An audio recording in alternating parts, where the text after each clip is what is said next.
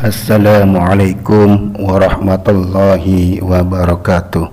Bismillah, alhamdulillah, wassalatu wassalamu ala rasulillah wa ala alihi wa sahbihi wa mawala.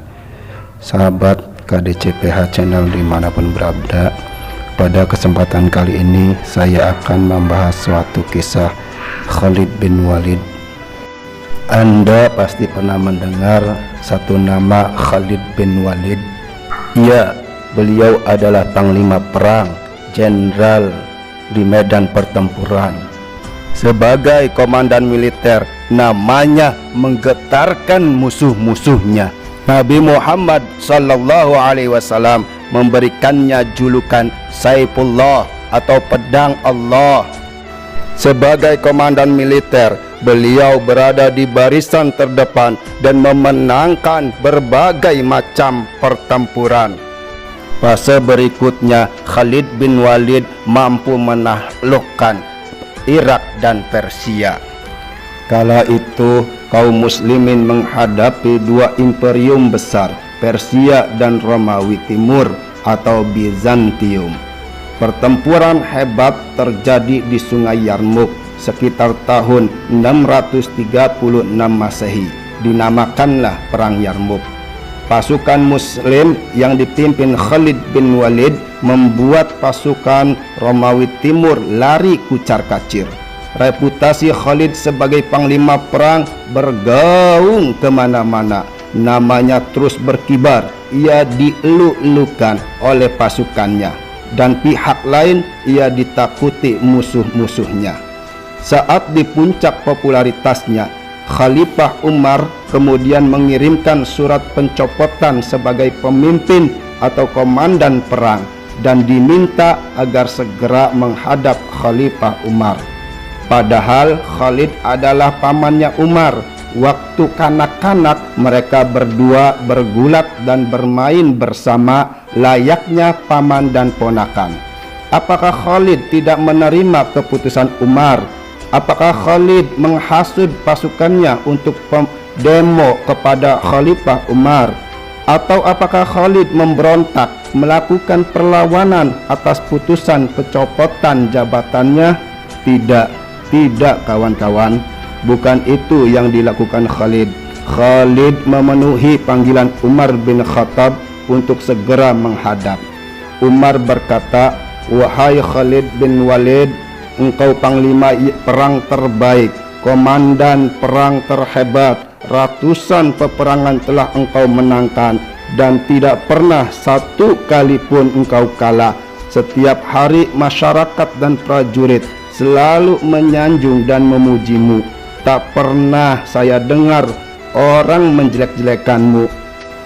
Tapi ingat paman, engkau juga manusia biasa. Terlalu banyak orang yang memuji, bukan tidak mungkin akan timbul rasa sombong dalam hatimu. Sedangkan Allah sangat membenci orang yang sombong. Untuk itu, maafkan aku wahai pamanku. Untuk menjagamu, terpaksa aku copot jabatanmu sebagai panglima atau komandan perang, supaya engkau tahu, jangankan di hadapan Allah, di hadapan Umar saja engkau tidak bisa berbuat apa-apa." Khalid bin Walid tertagun, bergetar dan goyah. Dengan segenap kekuatan yang ada, ia langsung mendekap Amirul Mukminin Umar bin Khattab. Sambil menangis dalam pelukan Umar, ia berbisik, "Terima kasih Khalifah, terima kasih Umar ponakanku." Walau jabatannya dicopot, Khalid dalam kondisi yang berbeda kembali ke medan perang. Sebelumnya adalah panglima perang dan sekarang sebagai prajurit biasa. Namun tak sedikit pun mengurangi semangat juangnya, meskipun dipimpin oleh mantan anak buahnya.